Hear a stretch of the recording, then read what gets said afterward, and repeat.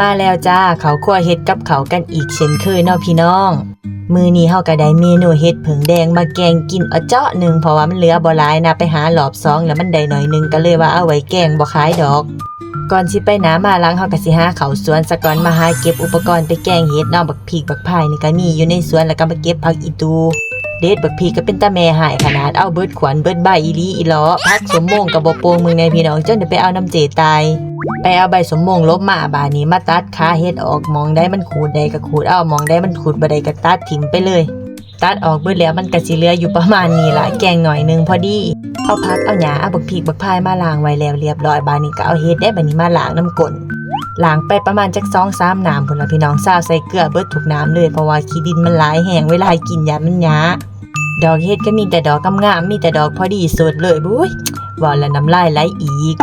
ล้างเฮ็ดทิ่มไว้แล้วก็สิมาตำบักพริกบักพายใส่หัวหอมได้บัดนี้พี่น้องใส่เกลือลงไปน้ำเด้อมันจังสิบ่พงตำโคเลให้บักพริกกับหอมแดงมันหมุนดีแล้วเฮาก็ตักใส่หม้อเลยบัดนี้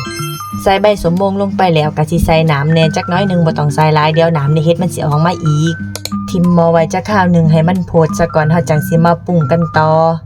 เครื่องปอกเครื่องปรุงก็สิบ่ได้ปรุงอีหยังหลายดอกก็สิใส่แต่ปลาแดกขวดกับชูรสเพราะว่าเกลือกับน้ำปลานี่บ่ต้องใส่เด้ใส่ตอนเฮาตำบักพริกแล้วใส่ไปอีกเดี๋ยวมันสิเค็มโพด